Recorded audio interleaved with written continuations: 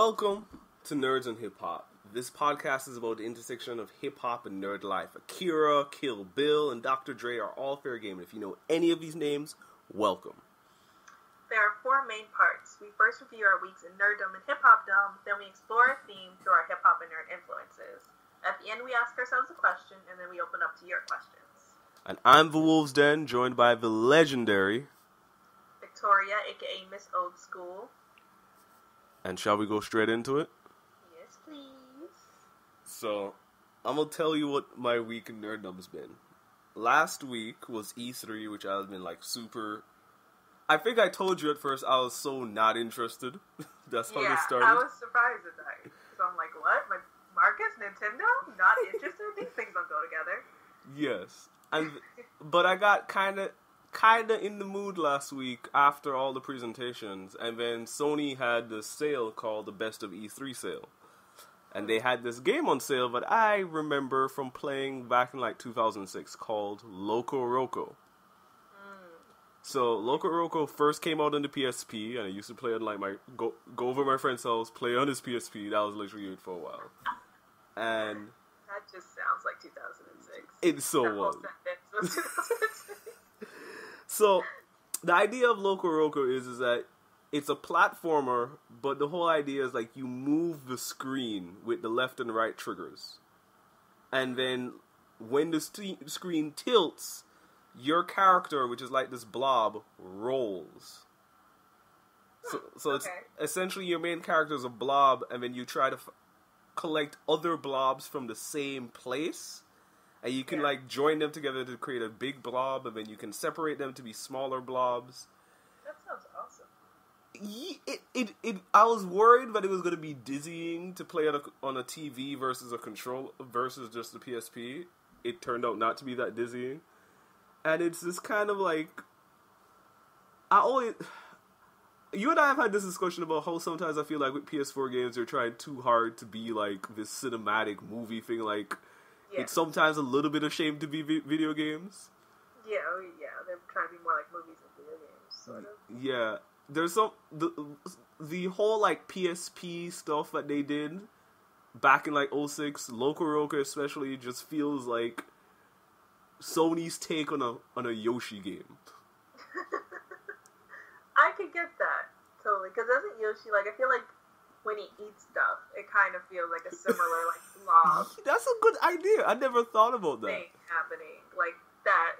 Something about that motion reminds me of, something like that. That's a really good point. I never would have thought of that. But I remember I told you the game I played a few years ago, Yoshi's Woolly World, and how, it just, this feel-good thing, the music is very cozy, and it's always just trying to charm you at every direction. And then there are these, light puzzle elements in this game where it's, if you haven't, 10 blobs at this place, you get to go into, this special arena. So, there's this moment in time where I had 10 blobs, and I saw these clouds. So, as 10 blobs, I was formed as one. Then they separated. Then they sang this little jingle that was really cute. And then they all went back on top of the cloud. And then the cloud took me to a special part of the stage where I found one of these weird creatures that tends to hide in every level. It is just consistently trying to charm your socks off. This is when I want to see Sony be I know Sony has to do that cinema thing because it's important, but it always feels when Sony was interesting to me is when they were doing this weird stuff. Between this or even the puzzle game that they had a few years ago called Lumines, the PSP was really interesting for this stuff, and I'm glad I got this on sale because I kept on trying to decide, do I want to buy The Witcher 3? Do I want to play Tomb Raider? And I'm just I don't have the mental, energy right now to do anything that super involved. I want just, a good, feel-good game. You want fun. Yes! For lack of a better phrasing. And that's not to say that all this stuff doesn't be free, because I want to play those other games, but I feel like I'm going to be analyzing the game because those are games not specifically Tomb Raider, but something like The Witcher 3 is just a game I don't typically play, so I feel like it'd be work and fun, where this just feels fun that I can still analyze, but it's fun first rather Right. than work first. Yeah, I could see that. I could totally see that. But I think it's just made to be fun. Yeah, and they're kind of clever with the sort of stuff that they do. Like, there's this level where you're, like, inside... Like, the beginning of the level is you being eaten by a frog. So you're, like, always, like, inside, like, the throat of a frog. Or, like... and it feels so right because, as I said, like, you are this blob. So you're, like, you always just kind of feel loose all over the place. And it's, like, going Right. through basically a fake version of a frog body kind of would feel that same kind of slimy... Yeah. like, they really caught on thematically well in a way. But I was like, oh, I like this. I can see that. Yeah. So, you saw it during E3, right? The sale was during the week of E3. Okay, I got it. Ah, that's cool, yeah. So, we actually both ended up watching E3. Well, you watched all of E3, I watched half of E3. For Yeah. Nintendo E3 specifically. And, yeah, you were just so uninterested is what I'm going to call it. I was not uninterested. I just have very little patience to watch a 43-minute video. Yeah, you could have not made it through the Sony thing, because if I was... Was Sony like 3 hours? I think I saw that video clip, It was... and I was like, eh. It wasn't even that it was 3 hours. I think the full Sony thing was about an hour, probably a little bit over an hour.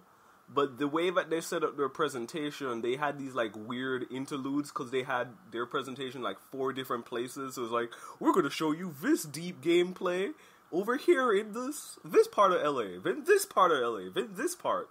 So when they kept on trying to transition the screens between them, they had these, like, essentially... almost as if they had live casters who were just like, so we're supposed to be at the next building, but let's keep talking about this little thing right here. Oh, gosh, that sounds terrible. Like, the games actually looks pretty good, and you know it must be really good if it's coming from me. Yeah, definitely. So, but I was just like, man, y'all just didn't have any flow. So that's why I thought, like, getting you to watch this, because we're both more Nintendo-ish people, but I also thought, like, the way that this presentation was set up, I was like, I could see you getting through this at least until the beginning of the Smash stuff. To be honest, that's where I felt like you were going to pull off, because 20 minutes of this was dedicated to Smash. Oh, wow, yeah, I probably would have been like, alright, and I'm good. Right, I feel like you'd have been like, I got the point, I'll play it anyways. Yeah, and I mean, it did capture my attention. Like, there were a few games where I was like, oh, this looks interesting. Like, I really love Hollow Knight.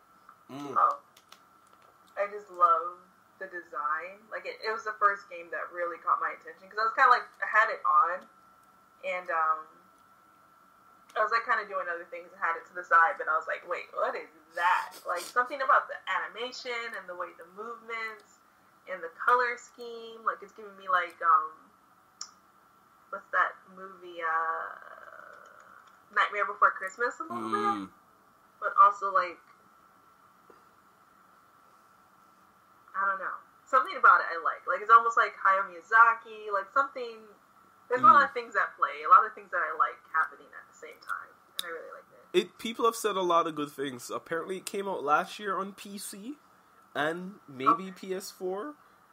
It reminds me of a PC game too, because I was also thinking like, I think Child of Light, was that the other PC game? Oh no, that's a Ubisoft game. But yeah, that's interesting. Although Child of Light is more of like an RPG, but yeah, I can see. There's something about the indie style I can see. Right. I think I'm just an indie person. Anything indie, it just automatically draws me for some reason. I don't know why. There's something about it. I just know. I'm like, this is independent. I just love it. That explains a lot. It does. But the thing I was most hyped for, it's the thing I was waiting to see, because I've been waiting for it for, like, since last year. Fire Emblem, the 3 Houses, I've been talking about this game, like, it is the game that's going to be getting me, it'll be the day I get a Switch, like, because I've been talking about, I think I've told you, I've been in the mood for Fire Emblem for about, like, a solid 6 months. I feel like I keep talking about it, like, I want to watch a show that's like Fire Emblem. I feel like yeah. Even like the comics, I think you wanted to read something like fantasy. Yeah. I don't know if that was a part of that whole thing, but yeah. I think it's tangentially related. So it's like, I've been excited. The last game I played was Birthright, which I've talked about in this podcast before, and this looks gorgeous. Like, and it also looks like they're taking the idea of like, we're still gonna give you your classic strategy stuff, and we're gonna do it in this more serious tone, and you're still gonna get to explore. Like, there's a moment in time where they're like running around the castle, trying to explore a little bit of that stuff. I just bought a Fire Emblem game because of this hype. Because, because it's like, I've been in the mood. I was like, I want to just play Fire Emblem now. So I bought Fire Emblem Echoes. And there's this dungeon part where you, like, travel the dungeon and you walk through cities a little bit and you talk with people. And I can see this seems like a repolished version of that because it's really rough in the 3DS game. But I was like, oh, I could see the potential for this now when I watch that trailer. I'm like, I can see this being engaging. That was another game that caught my attention too, Fire Emblem, because, so I missed, like, what game it was at first, so I was watching, and I was like, is this Zelda? I'm like, trying to figure out what it is, because I'm like, okay, it's RPG, like, there's some, like, elements there, and then I see, like, this girl singing, and I'm like, what's that about? Something about it just caught my eye, too. I think I might play it. I know you've been telling me to play Fire Emblem for a while, and this might pull me in. But yeah, I was really digging the song. I was like, ooh. Yeah, the soundtracks are better than what I've originally given credit for. There's a time where I was like, they're slightly overrated. They're not. The soundtracks are really. Every time I go back, I'm just like, I was tripping. That's usually what happens. That's hilarious. Yeah, the soundtrack probably is what caught me first, because. Like I said, like, I was watching it kind of, like, to the side, and I think, like, hearing it, like, made me think, like, what's that? Like, and then you hear, like, the girl, like, speaking over, like, what's going on, and it's like, oh, this sounds like some interesting story stuff going on, because that's usually, for me, like, what draws me into a video game is, like, story. I'm real super story-driven when it comes to video games. So I was like, what's going on? What's the story? Why is she singing? This sounds interesting. Nice.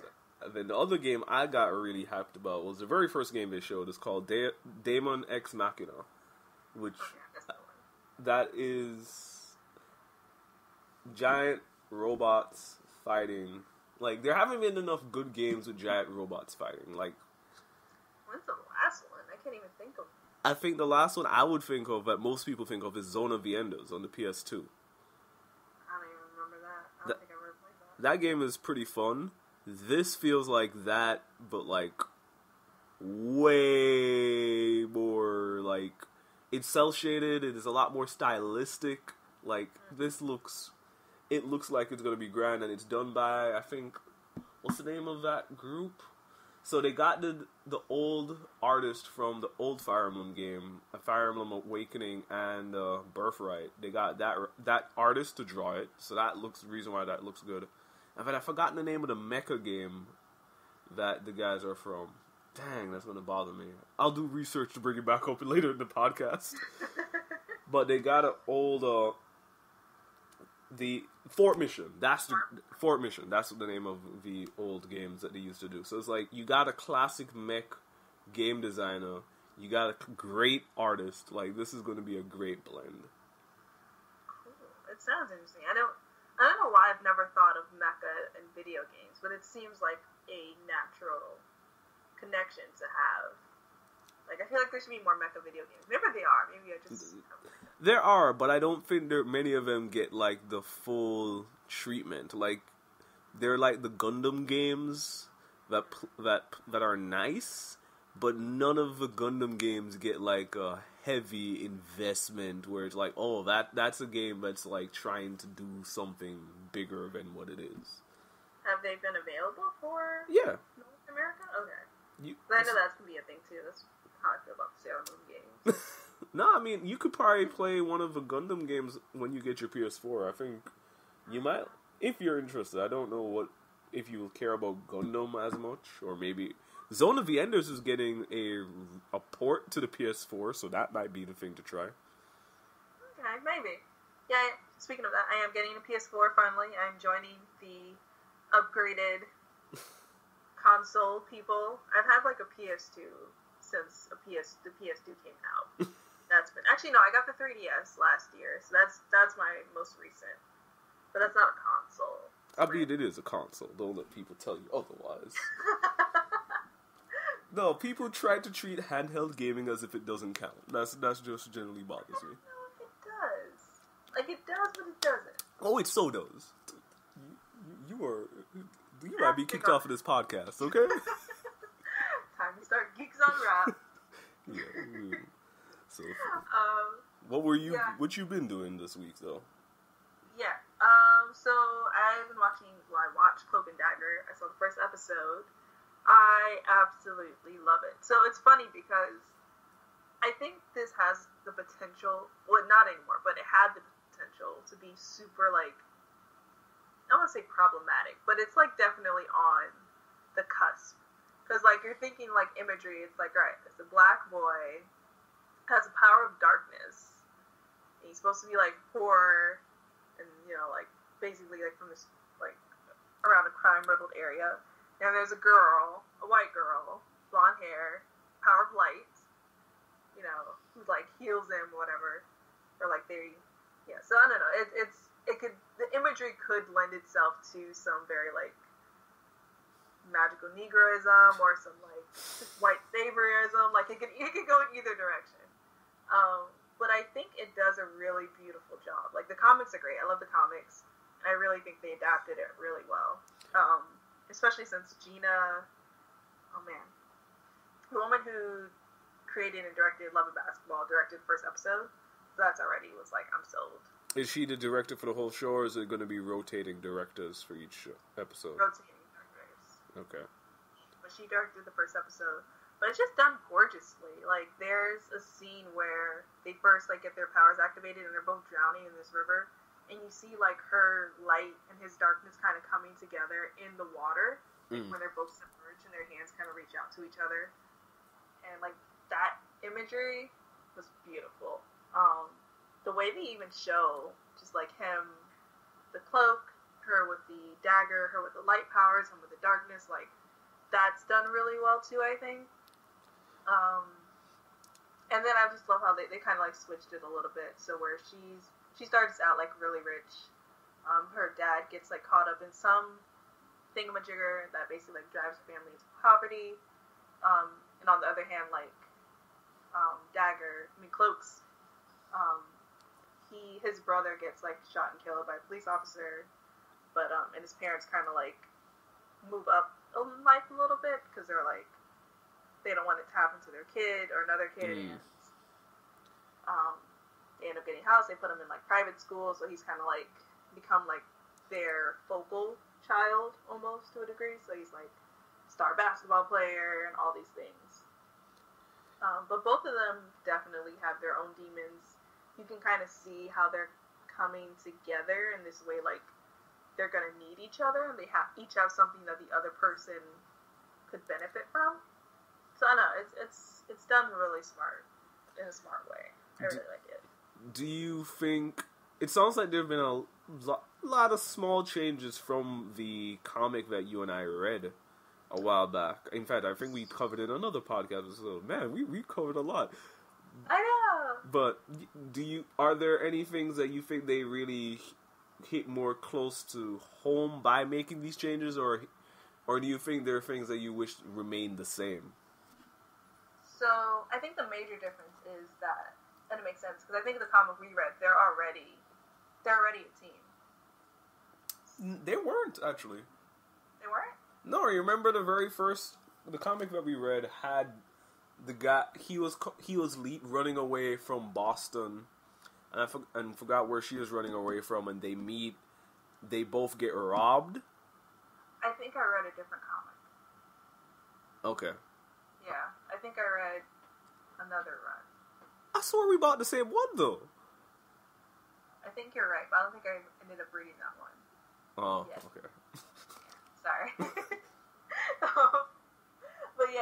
But no, I think the cool thing is, like, they're teenagers, fairly young, like 15, 16, and they don't immediately become like partners, like, oh, we're in this thing together, let's, you know? Like, I think it's on its third, fourth episode episode now, and it seems like just now they're about to be like, all right, we got these powers. Clearly, we keep getting drawn to each other. Let's figure this out. Okay. But I like it. I love it.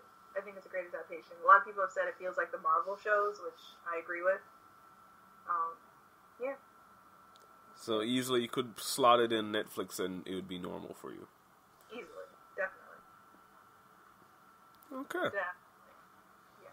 I think Freeform's been killing it lately in general, to be honest with you. Like, Grownish is great, Cloak and Dagger is great. There's another show I was watching on Freeform that's really good. So they just got it on lock.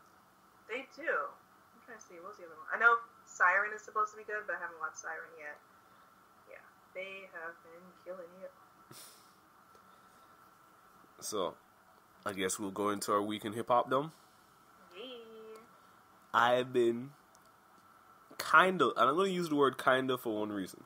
I've been kinda listening to this album called The Good Book 2 by Alchemist, and this time he has a guy named Budgie with him. So, the only reason why I say kinda is because it's 45 tracks. Oh, and don't get me wrong, a lot of them are short, but it's still a lot of tracks to go through. that is a lot of tracks. And every time I restart, I'm like, I'm finally going to listen to it full in one through. No, I always get like 3/4 away. I'm just like, alright, cool, I got I got it. And it's not even, so here's the thing. I had listened, The Good Book Volume 1, I'd heard, I don't even know how I came across that, but the idea is this. Alchemist goes through a bunch of gospel records and flips a bunch of them. That's the core idea of the Good Book series. It's always a gospel flip. It's always doing something. The first one, from what I've heard, is predominantly instrumental. And in fact, I enjoyed what I've heard from it so much. Like, I found the original gospel tracks, and I play them sometimes at church because of how good, like, the originals, like, it. So to me, I was excited to hear this one, and it hasn't let me down. It's very, like, these beats are very short, very snippetish. They don't have a lot of hard kicks. It's really just it's usually just a hi-hat and snares that really dominate everything. It's very relaxing, but I don't remember Volume 1 having MCs on it, but Volume 2 does. And it has, they all kind of decide to play around with the ideas, like, how do secular artists typically just approach, like, God? So, like, they have Royce's on one track, and it is, you know how we tend people's, like, God knows this, there's, like, this, like, using God to, like, highlight the truth in your bars. Like, you know, like, MCs was like, yeah, and then I got God. Like it's not like it's usually just more so like God as credit to the truth I'm saying. Like that, because when you start reflecting on how like we use that stereotypically, I'm like, okay, everyone's gonna kind of use gospel in whatever stereotypical way that secular rappers tend to use it. So like, there's this other one, Your Old Droog. So essentially, you're gonna have your track that talks about like the ills of a religious person or a pious person, where he talks about this Jewish person who ends up being, on the very first verse, being a pedophile. And then the other two verses deal with other corruption. And Your Old Droog can write. Like, have you listened to Your Old Droog before? No, I've never heard of him. He's a Queens, I think, MC too? He has a very, people used to actually confuse him with Nas when he first came out, like when he put out his debut project in like 2013, 14, people were just like, oh, is Nas going under a fake name now? Why is Nas doing this? That literally was what the question was for me. Gay electronica. Because the vocal registers are similar, but everything else is different about like the things that he raps on. So it's like it's him, but it's just something like, especially given conversations that we'll probably be having later, might be a good person to be. Yeah, like I'm looking for a good Nas replacement. That might be something I need to listen to. So, but we won't go into that yet. And then you have Action Bronson have a track called Brother Jebediah, and no, it does not. Man, I really wish I liked Action Bronson more. It's just like it sometimes is just too eccentric for me. Like it's officially like goes over to this line. I'm just like, he talks about what? He talks about like in the middle of like it's all. I don't know what it is. He has this line about like, oh, that's my rabbi doing a bris. I'm like, what are you talking about in the middle of this verse? And then a part of the bris falls into somebody's foot. I'm like, really? Is that really where this conversation is going to go right now? Really? Doesn't he have a thing with Brisk? I think he has, like, some advertisement. Okay, so, but not brisk. A bris. Okay, never mind. Which just makes everything just, like, really just, like, why? Why are we doing this right now? But for the most part, the beats are very listenable. It's very entertaining. It's engaging. The rappers, for the most part, show up pretty well. Stuck in the Box is great. Jeremiah has a great verse on that. It's really enjoyable. It's just long. Yeah. And so, like, each song's like a minute and a half. Like, so some are just instrumentals that go on for like 55 seconds. Others are full songs that go on for 3 minutes. So like it fluctuates. You get the full gamut. But a lot of them tend to be like short stuff. Like, yeah, you've listened to like your classic instrumental hip hop album where you're just like, yeah, we're just gonna play it for a minute because we know that if y'all keep listening to this, y'all gonna get annoyed for a little bit. Even though the beats are great. Like, none of the beats are whack. I mean, it's Alchemist. Alchemist doesn't have whack beats. He does not. He does not at all. I listened to Everything Is Love by Beyonce and Jay-Z, of course. I did listen to Streams of Love. I was really going to talk about that, which was dope. It was like 5 songs, really short. Like the complete opposite of what you listen to.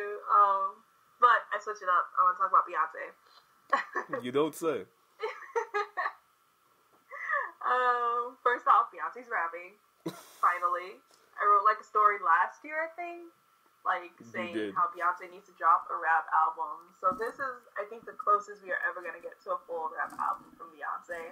I'm not mad about it.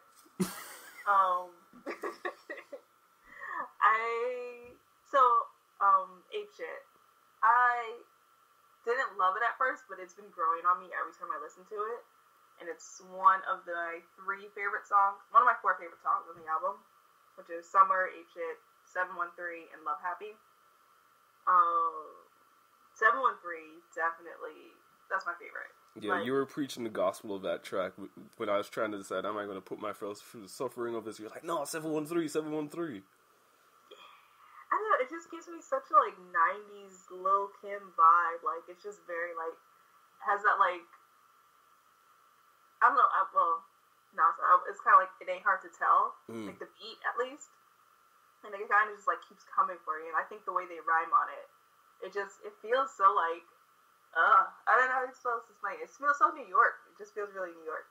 I just thought it was funny too, because Beyonce dressed up as Lil' Kim for Halloween, I think last year, so I'm wondering if they maybe were like recording this, and we're like, oh, let's do this, this is like the feel we're going for. But yeah, so that and Love Happy, definitely 2 of my other favorites in summer. But the only thing I mentioned to you before too is some of the hooks, I think they just do them too many times. So like when she's like, I'm good on any MLK Boulevard, I thought that was a dope line. But when they said it, he kept saying it. I can't talk anymore. I've been writing too much. I can't talk anymore. They kept saying it, and I was just like, it was cool the first time he said it, you know? Second, third, fourth time. Same thing where like Jay-Z's like, my little baby blues, like, who's gonna stop us? That was dope.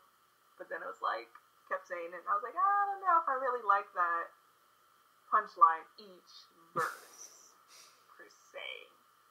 But I will say, I think Beyonce's best line, well, I think, first of all, I think Jay-Z brought his like A game for this album. I think Beyonce was like, no weak raps, so you don't have to work on your stuff, like. But as far as Beyonce, I think her best line is definitely, my friends are goals, your friends are foes, we fly, we cry, our souls exposed. Which is like, it's not like the greatest, like, you know, thing ever. I will admit, Beehive will probably come for me, but I don't think like any of her raps were that like profound. Like she wasn't. Damn, I can't even mention anybody anymore. She was Rakim. Right, Rakim's still good. Rakim is good forever, apparently. Rakim is still rocking. Sammy, like, he'd not get canceled. But yeah, but I think that was just like cool a little bit. Just I love the word foes in general because I had a Sailor Moon book and it was like friends or foes and it like described all the like heroes and the villains in Sailor Moon. So ever since then, I think I just have like an affinity for the word foes. I think it just goes to show that Friends is a track that I think people will appreciate given the general discourse about what that means to how people perceive like relationships and things like that. I think it, as much as you already know that I'm not really liking this project at all. Yeah. I think it speaks to like that element that people I think want a lot from both of them, and I think that song speaks to it a lot. Yeah, I think it too. Just it shows they wait till they release music as their press statements, basically. It's like, oh, here's what we've been thinking about this. Like, even, I think my favorite from Jay-Z, where it's like, I'm not going anywhere. If me and my wife beefing, like, nope, I'm not going to anybody's nothing. Like, even if the, like, house is burning, I'm dying. Like, that was pretty dope, too, I thought. Just, like, the extremity of it and the imagery. Yeah, all I will say, because I don't have a lot of good things to say about this project. Bayhive attack. All I will say is that Jay had no right to sound that good on Boss. Like, he made capitalism sound pretty decent for once. Yay, capitalism. Like, I forgot the bar he said is like, it irks me that y'all are willing to work for somebody else under this like false guise of like being by yourself, or it's like, yeah, I was like, damn. Yeah. And then the whole other line, which I think a lot of other people have said it, but it always rings true, is like, you're not rich if everybody around you is broke. That was good too, yeah. Yeah, and again... No, go ahead. No, he was like, how we measure success is how many people are successful around you, something like that. Right, which... That was dope too. Yeah, so it's like, things like that, I was like, oh, this is not bad, and I loved Beyonce talking about, was like, yeah, and my daughter's just like, slam the door of the car like I don't care. Like, I was like, that's... Yeah. It feels random and dumb, but it's also like, it's one of those things that's like, I could imagine, like, how many times have people told you not to slam their door because they're trying to take care of their car? Like, it's that kind of level of carelessness. Yeah. And I think I wanted to hear a part of Blue in this album that I would really enjoy, because I really didn't like any of the Blue references on this album really that much. So I was glad I liked this. So I'm in Summer, she kind of emphasizes the word blue a lot. I feel like that was probably somewhat of a nod, so I think that's probably my favorite, if that is a reference. Yeah. Yeah. I did tell you that Summer was my favorite, but that's also because it sounded like a John Legend track, so. You did mention that. But yeah. There was something else I was going to say, though, about this. We were talking about Blue before. Oh, slamming doors. So, it reminds me of two lines, and I'm going to say one, but I'm going to say both, but one I'm less like that. Where Kanye's like, tell Peter my mink is dragging on the floor. Like, it kind of has that. Oh, okay. So it's kind of like, I don't care. And other one is Roxanne, where he's like, I was a fiend before I became a teen. I melted microphones before cones and ice cream. There's something about it, like him, where that whole song just like feels so like indifferent. Like that first line almost felt like indifferent to me. Because he's like something, what does he say? He's like, slam the mic and I jet back to the lab. Just like, I just think of like the little kid, like, they like, I try to come, but they said I'm too small. So like that, just like, whatever, slam the mic, I'm out. Like he's like young and legit. So, yeah. We gotta do a Rakim episode. We need to do a full, like, so yeah. I could tell you're just like, oh, I'm just gonna force Rakim several times in this conversation. I don't know why. I don't know what's going on. I was listening to Eric B. and Rakim the other day, so maybe that's what it is. You know what this means then? We need a Rakim biopic. That's the real answer to this conversation. Yes. And that's our segue to our mutual conversation. I don't know if a Rakim biopic would be interesting. It probably would be. I feel like every hip-hop artist has an interesting story. Yes, and if they're done like this, They could all be interesting. Yeah. So Marcus and I watched Roxanne, the Netflix biopic of Roxanne Shante. Oh my god. It was so good. It was the minute that the movie turned on and you heard the acting and the writing, I'm just like, my gosh. Quality. Oh my god. Yeah. Like, there are a couple of phrases that are just like, when the minute that I think it's like the second scene when essentially Shantae's mother takes her to essentially the first rap battle that we see. Yeah. And then she was like, "Is it okay if I curse? I don't care what you do as long as you get that $50." And just like her opening your mouth, it's like it's on. Like I bet. And that was good. Yeah. I love this friend too, where she's like, "The champ is here. The champ is here." And I was like, "All right, like calm down." Yeah, there's so many just like small dialogue lines, like even a little bit after that, like to highlight who Shantae is. She's talking to her friend, and they're talking about moving, and then she was like, "Oh, so you're not gonna get your room anymore?" It's like, "No, as long I want." She said something about like, as long as as her sister gets the mattress, that's fine. I don't need it. Like, it was just like small details like that were like working hard to like. It tells about like the intent and value of these people while being kind of snarky. Yeah, definitely. Just like people just want a way out, I want to say, but not necessarily like looking down. Like, I just want better for the people I care about. Right.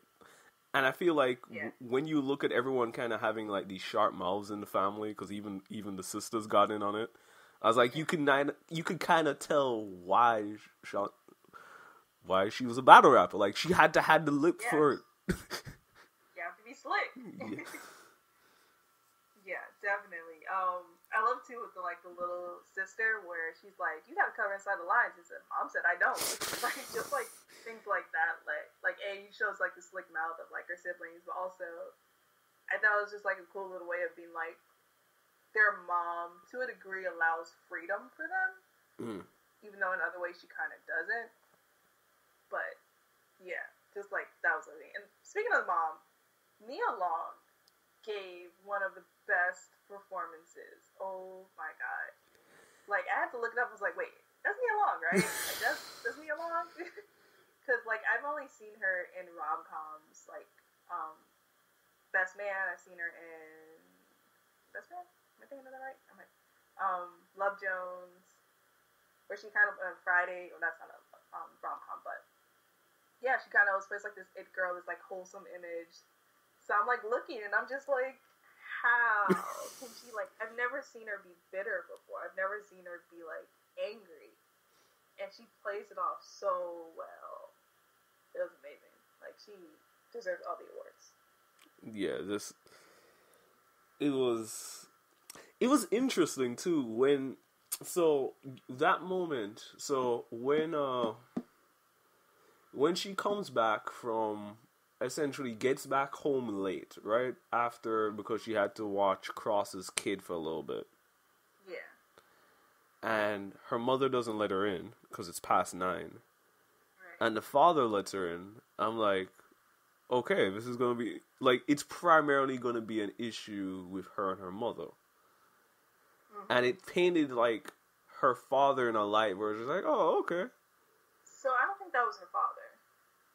Who let her back in? Yeah. I think that was just a guy her mom was seeing. I don't think that was her dad. That was. Because her dad leaves the next scene. It's the next scene that we see that was supposed to be the move. Unless you're saying, which maybe is what you're... No, I think it was just a guy her mom was dating for a while. I don't know if it was her dad. I think so. Because why else would everyone be so tripped up about the guy not being back? Like, I mean, yes. I mean, obviously, that's number one. But you could tell from the daughters, the youngest kid, like, when she didn't want to go, like, even though she wanted to go pee, she's like, I'm not leaving here. Like, it was way more personal. Like, I don't think she would have done that just for her mom's boyfriend. No, but I think when that thing happened, I think their dad was coming to pick them up. But I don't think from my perspective, I don't think we ever met the dad in the whole movie. Unless I'm really tripping with the details, I really thought that was the dad that we met for the first part of the film. Because I feel like if they ever saw that guy again, they would have been like, where's that money? Like, we beat you up. Like, I don't think you would have seen, like, them wait for him patiently for him to pick them up. Yeah, but I also feel like if that was your father, you'd have those complicated feelings, but like, I just want to even see you again. But the mom would have been out there waiting, like, I'm about to beat this dude up. And then I feel like the overwhelming theme of this movie is that black men are trash. That's kind of what ended up happening throughout this. So I was just like, I think she kind of felt just like, and she also kind of expected for him not to show up anyway. True. So I was just like, yeah, I really do think that was the pops. And that's why when that happened, I was just like, damn. I really didn't see, like, I didn't really see that coming at all. I didn't, well, so maybe I'm jaded. So, like, you don't say. Did. I know. But I did when he did that. I was just like, man, like, it's such a, like, it made me realize, like, you would see why she wouldn't expect him to do that. Because, like, this is the guy who, like, he's, like, trying to, like, open the door for your daughter. And then, like, right, like, he's clearly good person. Right. And he has something there, yeah. I think the reason why I wasn't expecting is that they didn't play him up as he was too good to be true. Like, the last reveal that we got of something like this was when I think you and I were talking about Dear White People Season 2. Where it's just like, the minute that this guy, the hotel guy, I was just like, yo, this guy's too good to be true. Something's gonna happen. Yeah. It didn't... Yeah, this didn't really... Yeah. Because even at the beginning, he was like, oh, I'm not gonna have enough for the house. Right, so, like... when she gave it to him, it felt like, oh, like... Right, exactly. Like, it didn't... It really...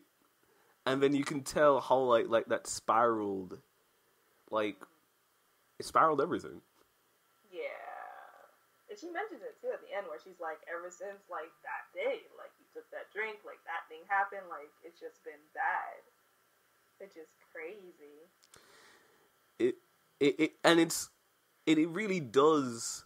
And I think this is what makes the biopic interesting, is that it like, her like, it could have easily just been, like, a story about her emceeing. MCing was always just kind of a side thing for her anyways. Right. Like, that whole laundry story is hilarious to me. It is. It's amazing. Especially since I think it's true.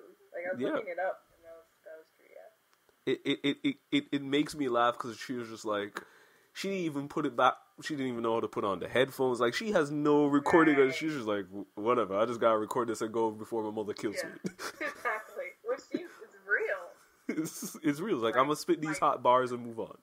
Yeah. Get on my lap. Like, I need to do this laundry. Like, this laundry is more important than this breakfast right now. Like, what's going on today? But yeah, I definitely... And I think the other cool thing about this movie, too, is I feel like with other biopics, it's always the formula of, like, them making it, like, getting the industry deal, getting the record label deal, like, getting famous, and then kind of, like, learning that industry rule number 480, 4,080. Record company people are shady. Exactly. And then, like, either them, like, falling off or getting into drugs or, like, mismanaging their money. Like, I feel like that's always or, like, they become even more famous and they end off with them, like, overcoming all their struggles and about it. But this feels like it's everything she went through before she even got a record label deal. Right. And it ends with her, like, now I'm gonna make it. Which is crazy. Like, I kind of wanted more, because I was, like, waiting for that part. Like, when Marley Marl came up to her and was like, oh, I got this, like, record deal. You know, I thought, I was like, all right, now she's gonna sign. And, like, next phase of the movie, it was like, nah, not yet.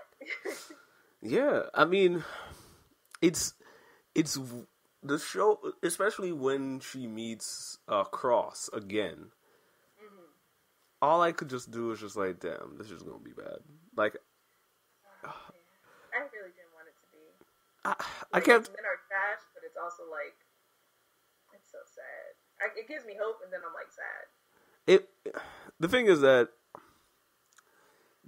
and the thing is that really kills and it colors everything. It's like she saw it coming, but because her youth and so forth, and him having the more power on the thing, like that shot it because all I could think of, and man, she really sold these scenes as an actress. So it was just like, I really shouldn't be here right now. I really shouldn't be like, and for her to consistently be telling her as she's still going in anyways. But I don't know if he saw all that happening. I think she was just like, this is something about this. Not off, but like. I mean, she knew that he was kind of creepy. You think so? At that moment, yes. I think she kept on holding. I was like, I hope he's not. Because I don't know if creepy is the right word. I'm curious what you would use as the right word. Because it feels like there's why. Because up until that point, when they both go, After meeting the mom? Huh? No, not to meet the mom, but when they go back to his hotel, or not his hotel, his apartment, right, for the first time, and that's after when the bodyguard wasn't there anymore. Yeah. Which, by the way, did you feel suspect about something? Because I forgot what they said happened to the bodyguard. I was like, yo, this is. So suspect about that, yeah. Okay, I'm just want to make sure, but I wasn't just like, did he design this because essentially the bodyguard was like, nah, I'm dropping her home. Get out of here. That's the first thing I thought. I was like, he did something, but they never brought it up. But I was like, maybe it was, I don't know, but yeah, it definitely felt connected. Right, but yeah, I was thinking like that entire time she was like, this is. Why am I here? This is going to be bad. Why am I here? So I felt like she recognized there's something wrong with the way that he was interacting with her. At least that's how I understood it. And I felt, because, yeah, why else would you be saying that the entire time? I feel like, so I've had that feeling, but it's also not I feel like something bad's going to happen. It's more like, I feel like I'm going to get in trouble if I'm caught there. I'm thinking she's thinking of my mom's gonna be mad if I'm here. I shouldn't be here. This is gonna get me in trouble. That's interesting. I guess because at that moment in the film, I'm not thinking about her relationship with her mother that much. And I wasn't thinking of it completely, but just that's the mindset. I was thinking I'm gonna this is something that could get me in trouble, not just with my mom, but just in general. Okay. Yeah, especially since her mom constantly cautionary about men, don't do this, and then of course I'm sure she's I'm going with this older guy, I'm gonna be alone in his apartment, right. Things can happen, especially since she had that rape thing. This entire movie, the heaviness of watching what was happening, that, and then talk about from a directing angle of what was painful to watch was that triple scene where it cuts from her in the middle of to birth to abuse, in less than 10 seconds. Yeah. Yeah, that was great. The cutting was incredible. Yeah, when at first I thought it was just going to be to the birth, and I was like, oh, that was cool, and then it was the abuse, and I was like, oh my god. That's exactly. Yeah, I literally have the word Jesus typed out in my notes. I was like, oh my god, yeah, it was immediately a heart sinker for me. Yeah, and it's crazy. This is what Mahershala Ali is able to use the same techniques that he uses in most of his roles, but the way that they work in different contexts is surprising, because he has that same laugh, that same smile, the same things that make him likable in other movies kept on being just I hate you right now. I hate you right now. It sucks so much because I'm I love Mahershala Ali. him right now. And I was just like, want to hate him. it's incredible that like that acting technique that he has can be used in so many different ways for different purposes. Yeah, because even like in the bathtub where he comes to like kiss her, you feel like the craziness. Yeah. Where it's just like, oh. Yeah. The thing that didn't really make, I don't want to say doesn't make sense to me, but it felt very, like, this is where you could tell that they were trying to rush things, was when Marley Marl and her had the beef, and he was like, yo, I'm out. Yeah. I was just like, you literally set this up in less than 30 seconds for the beef to happen, and it's like, Yeah, it kind of threw me off, too. I was like, wait, what? Who is he? What? Right. But I love how it's set up Biz Marquee. I do. It was funny. It was just like, so beatbox the whole show? Who are you? And it's funny, too, because at first I thought it was going to be set up like, oh, man, he's going to be terrible. They're going to, like, get kicked out. And then, like, when she was like, oh, she's like, all right, Biz, let's go. I was like, wait, Biz Marquee? And this is what I was about to say. The reason why this movie kind of works is that you can tell it ended up being like, if you told me this was setting up a hip-hop universe, cinematic universe, I would believe you.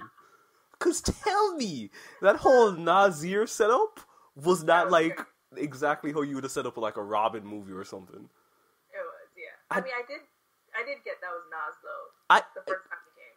The thing is that when he said Nasir, I'm like, oh, it's like other Nas. But I didn't realize, like, wait, no, this is Queensbridge. It has to be Nas. Right. When I heard Nasir, I was like, 75% chances is Nas. Like, yeah. Right, but it's like, this is the same way that we geek out, like, oh, is that Howard the Duck? Like, this feels like the hip-hop equivalent. Like, you could easily, like, oh, we gonna, well, not, I'm still gonna say it, even though it'd be hard to do now, a Nas movie, or Bismarck, or better off, a Bismarck, like, you could do a whole lot of stuff. But it's, yeah, there's a lot of, there's that, say that again? Is it even Marley Marl? Yeah, like, everybody, like, the way that they told this story, and how, for the most part, everyone fit organically into Shantae's film without, like, taking away from the core story. I was like, you can do this throughout. I'm like, I don't have all the hip-hop history under my belt. I'm like, I'm even wondering what I missed out on people I didn't know. I wouldn't be surprised either if there was stuff. That's kind of why I wanted it to be a little bit longer, because I'm like, I don't know enough about Roxanne Shantae's story, so I kind of wanted to know what happens, like, when she, like, puts her album out, like, what was that like? But it seemed like most of the stuff that she felt were notable in her life happened before that, which made sense, because that was, like, the Roxanne Wars, like, her first single, like, all that stuff happened then, so that makes sense. Yeah, this is, like, even with those critiques, this is incredible. It was. And the other thing, too, I don't know if you noticed, like, the way they used the red lipstick. I might be reading into it, but I felt like it was a way to represent power at some point, where like, during the movie. So, like, in the beginning, she's wearing the red lipstick to the battle, and her mom, like, wipes it off. She's like, don't wear my red lipstick, like... Oh, I forgot about that. Yeah, and then, like, in the middle of the movie, she's, when, like, it's, like, after her mom kind of starts becoming an alcoholic, and she's, like, taking care of her sisters, and, like, she's leaving, and her mom's like, don't forget what time my door closes, and she's like, Mommy, and she leaves, she's like, I'm trying. She was wearing red lipstick, and I felt like she was, like, yeah, she became kind of, like, the person in the house that, like, taking care of everybody, like, and then in the bathtub scene, she was trying to put on the red lipstick, and then she wiped it off. So I don't know if it was like, it felt like... No, that's deliberate. If you caught... Yeah, it felt really deliberate. But I like little stuff like that. I thought, like, what made this movie even, like, stand out. But I saw you... Is that also something you see in other films portrayed the same way, or shows? I do think, like, red in general tends to be a power color, and red lipstick is definitely, like, a powerful, like... There's, like, a thing where, like, every woman should have, like, a red lipstick. That's, like... It's, like, a thing.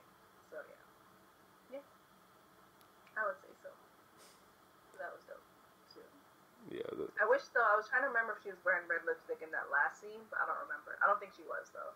Yeah. Also, her braces. Yes. I love the braces. They're prosthetic braces, by the way. Oh, they are? Okay. Yeah, they're not real. Yeah. You really went into this fandom for Shantae. Is it Shantae Adams? I'm not fronting on you. Like, she slaughtered it. She did. Like, I'm there. Whatever the next movie she's starring in, I'm there day one. Yeah. It's funny, too, because I was looking. Crazy thing is, her name is Shantae. With a C, but still Shantae. Yeah, I know. That made me laugh. And then I actually went to watch an old video Shantae, Roxanne Shantae, from Video Music Box on YouTube, and she looks, it's not exactly the same, but very close. Those ending videos were her too, right? That we saw. Yeah, that's what I saw. Yeah, so that was dope. But yeah, so it was just, she killed it. It was perfect. Like, it was probably, I want to say it's the best hip-hop biopic I've ever seen, but I feel like I need to think on that, but I feel like it's the best hip-hop biopic I've ever seen. I mean, I have not watched much, because most I haven't heard be worth my time, but as I said, this is excellent enough that I really want Pharrell to sit down and decide that he's going to do all the hip-hop legends and just give them film. Because I'm like, if this is what you do with Roxanne, and you kill it like this, why are I need you to wake up tomorrow and say you're going to do a Rakim joint. I need you to wake up tomorrow and tell me how you're going to do a full, like, Cool G. Like, just do everybody. Yeah. I feel like, though, it specifically has to be, like, 80s. Well, no, it could go further. No, do everybody pre-1994. Everybody pre-1994. Like, you really want this hip-hop multiverse? Yes, I'm just like, I want to wake up and know there's tomorrow, but there's an early Tribe movie coming out. That's what I want to know. Tell me that would that be amazing? That would be amazing. And then there's a sequel. No, I'm saying that's a sequel to a Jungle Brothers movie. Like, you could do so many cool stuff with this, right? That would be really cool. Even like, well, I mean, I feel like I don't know if Pharrell would be good with like more hardcore serious rappers. Like, I can't see him doing a Jay-Z or a Nas, but definitely lead into like those things because like you see like Big Daddy Kane, like that'd be Jay-Z. That would like be cool for him to do a Big Daddy Kane movie. Yeah. Try to see that stuff. Yeah, I could definitely go for more families. I mean, he produced Dope too, which is like. I'm not as high on Dope as I was. Wow, that's a bad pun. That's amazing. I'm not as high on Dope as I was when I first watched it. It's slowly gone from like what was a solid B plus A minus movie to me to a solid B minus C plus movie. I mean, I haven't watched it again since I saw it the first time, but it's still pretty high up for me. But even so, I think it's a quality movie. Yeah, I would never say it's bad. It's just what used to feel like real great, especially with all the other films we've gotten recently. I'm just like, it's aight. Yeah, I mean. Well, I think we've talked about this, where, like, levels of, like, Moonlight and Get Out are, like, they're, like, supreme levels, but, like, I feel like other movies can be good at, like, A level. Yeah. If you guys want a filler episode where we explain the breakdown of, like, what we consider the last few years of black greatness movies, we can do that for you, but you guys have to ask for it. That would be really cool, yeah. But ask for it so we do it, because I want to do it. I don't even, yeah. We were really stretching the idea of the podcast, but I'm down for it. Nerds on hip-hop on film. Shoutouts to snobs, the music snobs who flipped out into snobs on film. It would be just following in their footsteps. Awesome. I'm down. But we're going to talk about what is probably one of my favorite parts of the show, which is like when we talk about our theme through hip-hopdom and nerddom. And I don't know what inspired our choice of this one, but we're going to talk about betrayal. And the very first thing that comes to me is this idea of betraying trust in Greg Rucka's classic Wonder Woman story, Hikatea.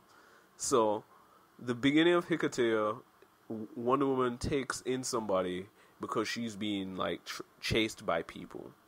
And then one of the moments comes where Batman comes looking for the woman, and essentially he's like, yo, this is a wanted person. You got to get her out of your custody. And she's like, no, I'm protecting this person. And he's like, she lied to you, didn't she? And essentially the person's like, no, I didn't lie to you. I didn't, like, no, if you hear the story, you'll understand. But she feels like, essentially, Wonder Woman doesn't trust her anymore. Like, Batman leaves and so on, and she's like, man, I want to prove my innocence. I want to prove my trust. And she goes inside Wonder Woman's, like, secret chamber of, like, stuff, and she's looking for the lasso of truth. And essentially, Wonder Woman ends up having it, and then she's like, just wrap me in the lasso of truth and I will tell you that I'm innocent. Like, she wants to preserve... Like, it's the first time I saw that imagery of the lasso of truth in such a different light, where it's like, I want to prove to you, like, I can explain, like, there's, like, I don't want to ever, I look up to you so much that I don't want to let you down. I don't want you to think I was trying to finagle. I don't want, like, I will tell you everything. Like, and I want you to have no doubt about what I'm saying. Right. And that was such a powerful scene to me. Did she end up doing it? Yes. That's cool. That is interesting. So, I immediately thought of Runaways. I'm going to try to explain this without spoilers, but I may... Spoil. So Runaways.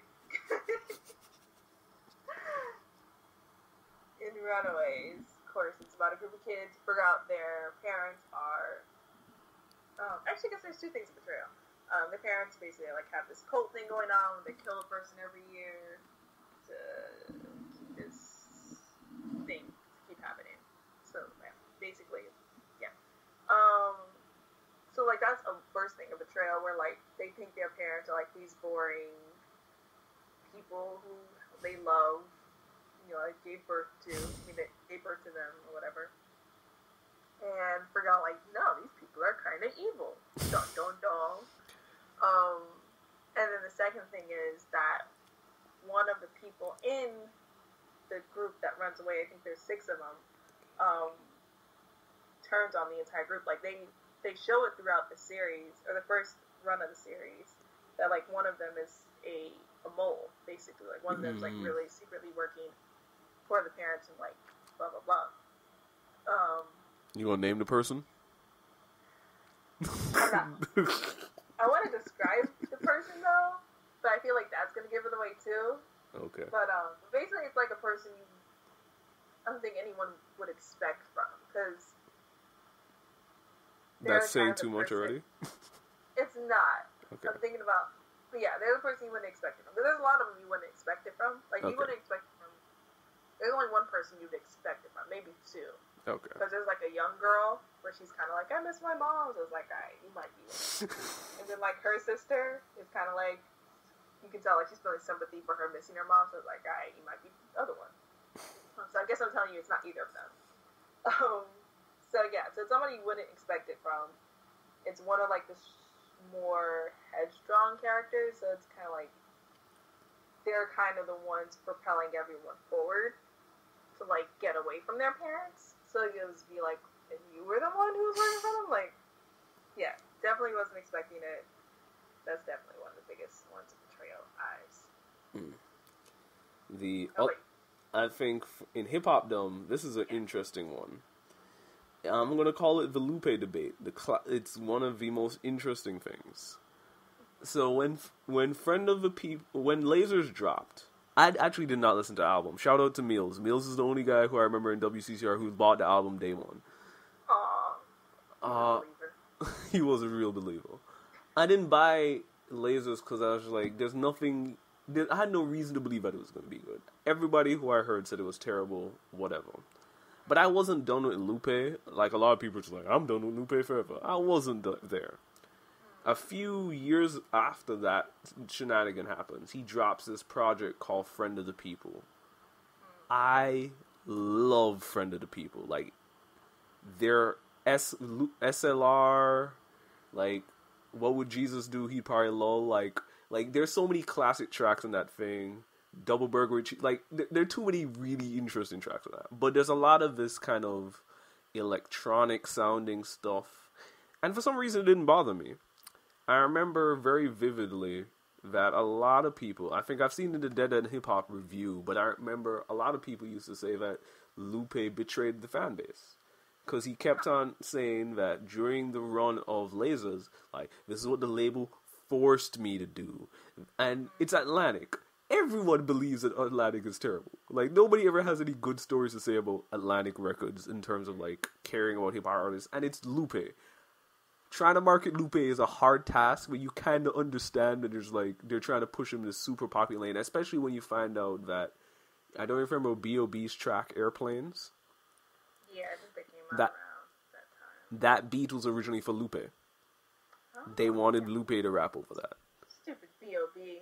Flat Earth herself. So people, when they heard this project, they were like, wait, this is a free mixtape.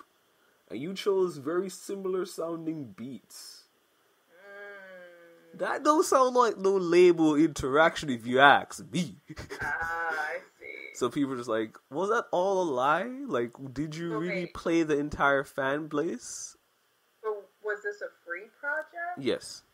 So maybe this one he had a little bit more creative freedom on, so it was like, oh, but wait, okay, so are we saying that we wanted him to rap on a beat like B.O.B.? No, we didn't. The fan base did not. At all. Okay. Not even a little bit. Not even a morsel. So a lot of the Lupe fan base felt like they were betrayed. It was just like, oh, so all of this was kind of I don't want to say it was a hustle. I feel like a hustle is a very specific phrase that I would not use to describe what I think they think. But I feel like people are just like, this was just a lie. Like, it's not that nobody was wringing your hand. Like, this is where you wanted to go musically. So why were you acting like you didn't want to be here?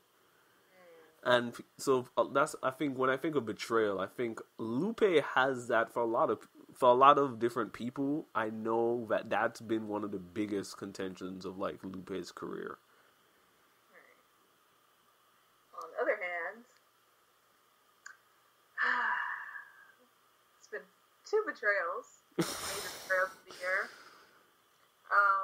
I feel like Kanye and Nas to an extent.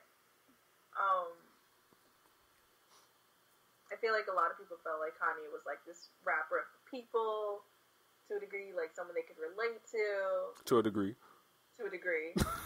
I feel like we have to keep putting right. We have to keep adding. Right, like he to a lot of people was this. Like he came around the same time as Lupe. Like he was not the people's champ, but like he represented something in hip hop that a lot of people related to. Right, like. He was supposed to be the everyman after, like, a tribe. Like, that's what he was kinda ish. Yeah, like, cool, but still nerdy. I wouldn't use nerdy. Maybe not nerdy. But there's like something like nerdiness to it. Because he does have, like, this self-conscious aspect and blah, blah, blah. No pun intended. You're the first to admit it, too? Right. But yeah, so, and then, like, of course, yeah, like, George Bush doesn't like black people, doesn't care about black people. So, like, very political, very outspoken. Even with the Taylor Swift thing, I feel like a lot of people are like, yeah, Beyonce did deserve that thing. Like, yeah, sometimes people forget that people agreed with Kanye on that one a lot. I was one of them. I'm not gonna lie, because I mean, it was single ladies was a cultural phenomenon. I like that album, that song by Taylor Swift too, but it wasn't deserving of the award. Anyway, but yeah, so to see him like now supporting like conservative ideals and saying he like Donald Trump is his brother, it's like whoa, what?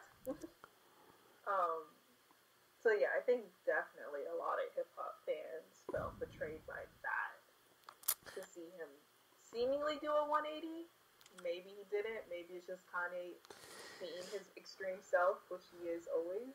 Right, like people have said that part of what makes this make sense with Kanye is that while at times he's tried to be average person-ish, he's also been like, I want to be the contrarian. Yes.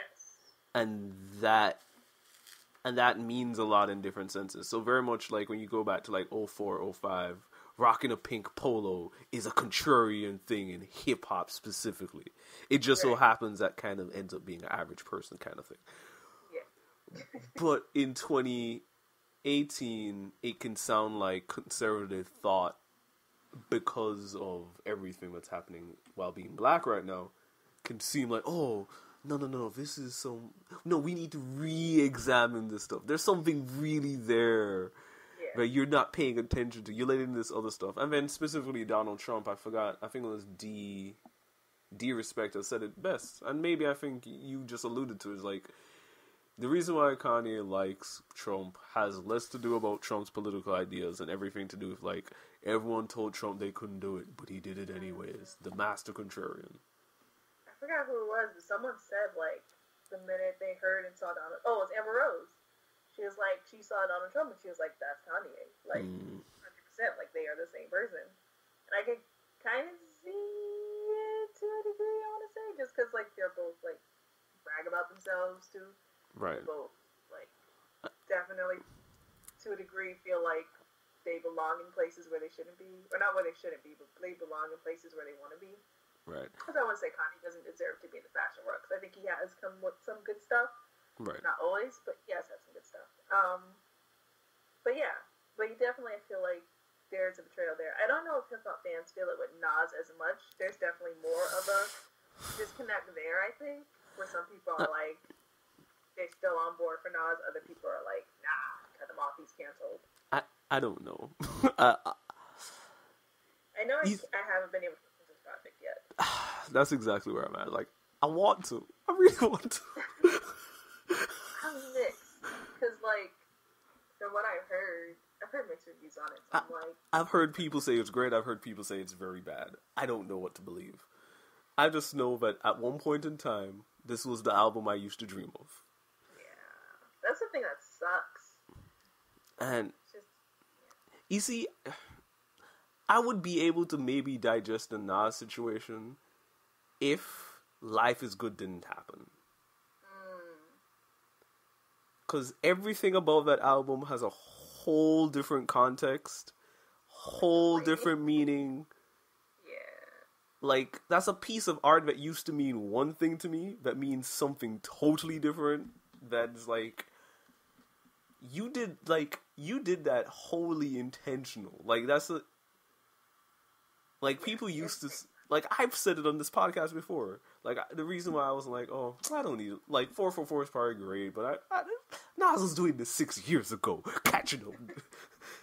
Right. Or, so I used to think, like, a lot of people used to say, it's like, oh, you want grown man rap? Like, Jay giving you that grown man rap? Nas is giving you grown man rap in 2012. Where were you been? Like, that's how I used to feel about, like, that album and what he was doing. But just, like, when abuse allegations now, like, with those abuse allegations, when you now look at what he was saying on that album about the relationship, even the stuff that was positive, because that's what I used to give like, Bye Baby is an incredible, very mature, right? But I'm wondering, like, that almost feels like a ploy to make him, like, and I don't want to say it's Nas trying to make himself look good, but it also doesn't feel far-fetched to say that either. It doesn't. Yeah. I don't know. That's the thing that's been sucking lately, though. Which, I mean, is like all these albums coming out where I'm like, any other year I would have been so excited. Like, new Pusha T? New Kanye? Kid Cudi? Nas? And I'm just like, I can't be excited. I can't listen to any of these for various reasons. And it sucks. That's what the great thing was about Everything Is Love, for me at least, was like, finally, an album that came out that I can listen to and get excited about, you know? I was like, about my adoration of it. Yeah, obviously with my taste and perspective, that was not going to be happening for me. That was not the hype album at all. One day. It'll happen for you. I still feel clean-ish as you can listening to Pusha T, though. I'm still gonna say Daytona is incredible. And Pusha has only done as bad stuff as we already know that Pusha has already done bad.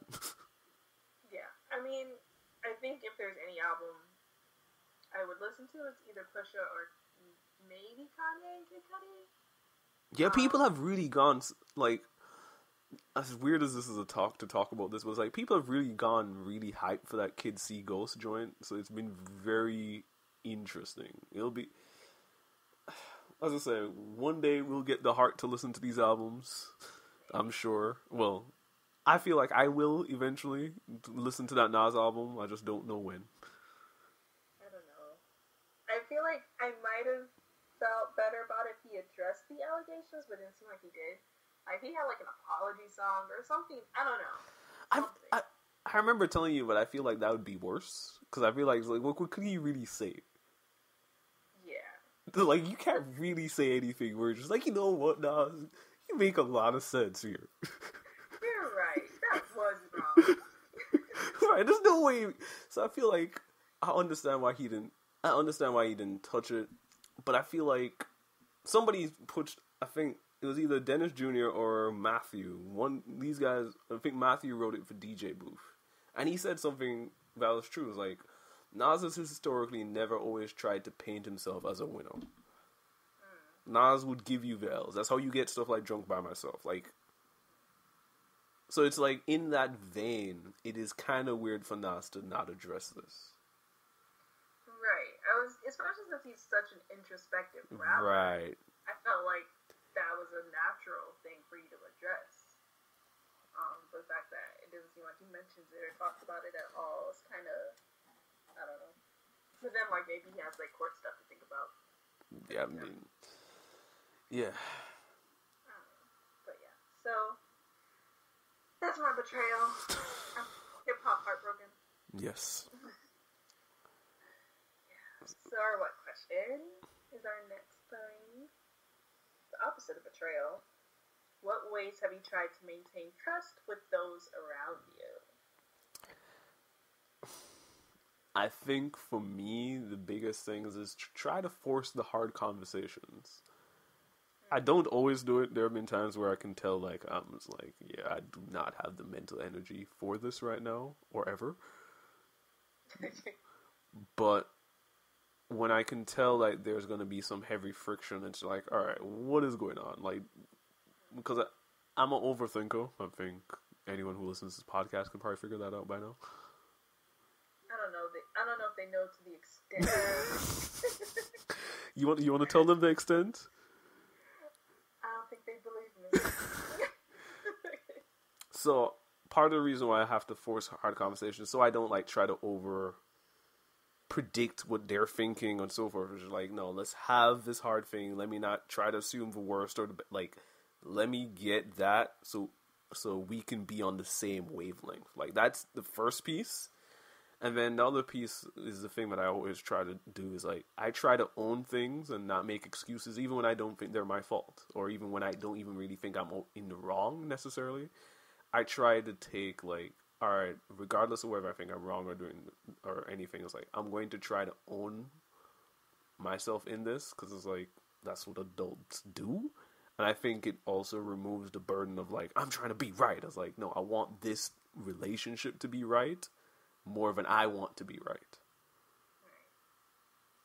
Yeah, I think for me, it's about, like, transparency mostly. Like, usually I'm the kind of person that's like, oh, I'm doing this because of this. Like, I'll be the first person, like, if I'm planning, like, a group project, or not a group project, but, like, a group, like, trip somewhere, I'm like, all right, I'm going to forward everyone receipts. Like, I'm going to forward, like, I'm an open book, basically. Like, you can ask me anything, I'll tell you what I'm feeling, what I'm thinking.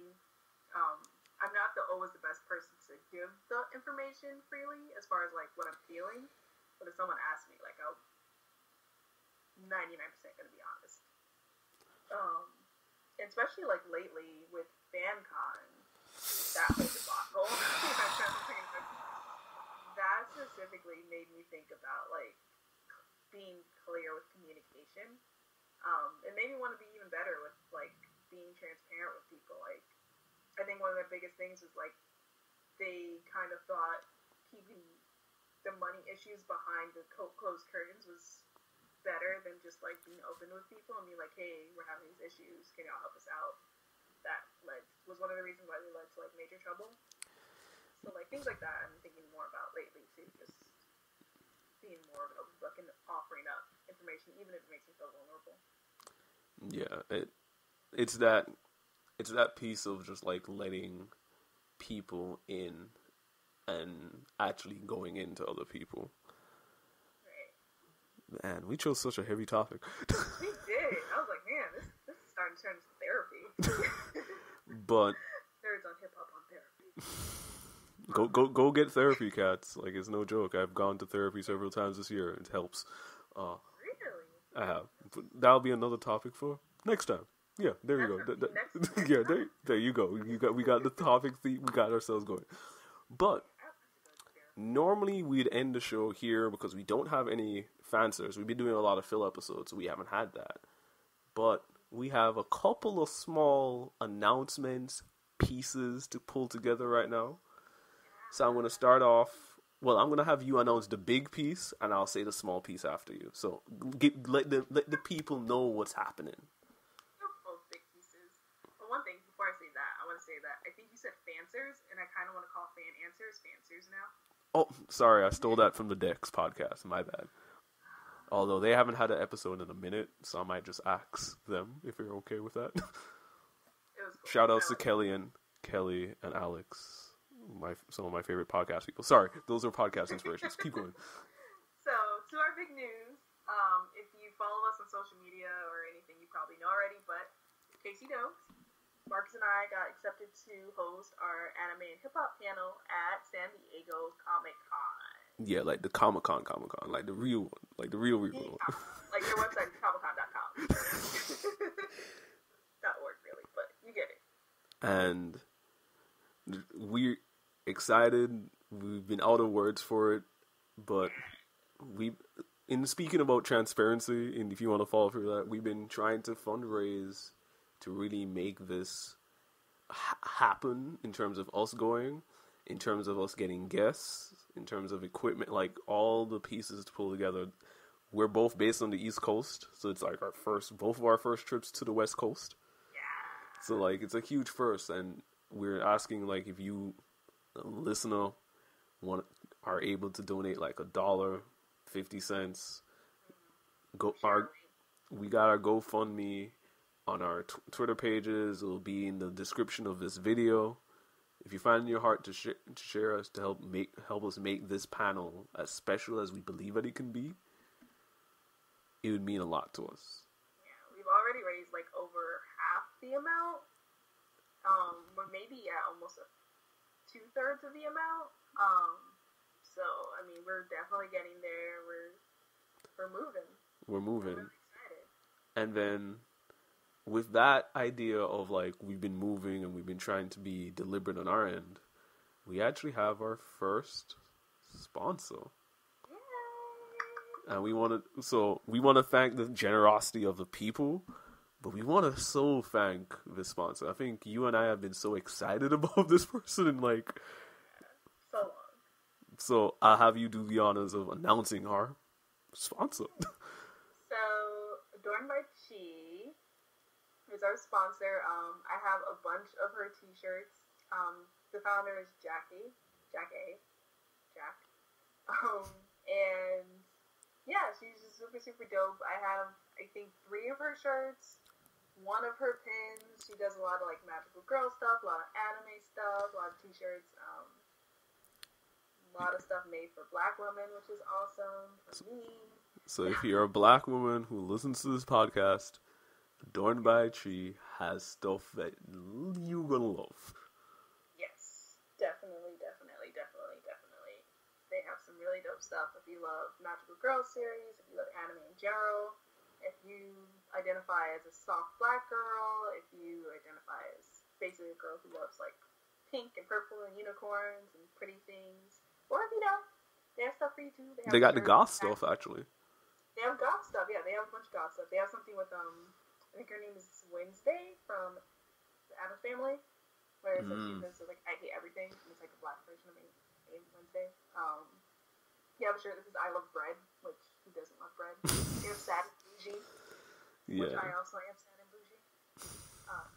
So yeah. I think I want to get another shirt for this panel. So I'm waiting for Oh, and they have a Magical Girls comic coming out. Yes. It's so good. I forgot the new name. As you can tell, we are just. This is the most genuine partnership we could ever really have. Like we are actually. Yeah, we are grateful. There's another sponsor to be announced.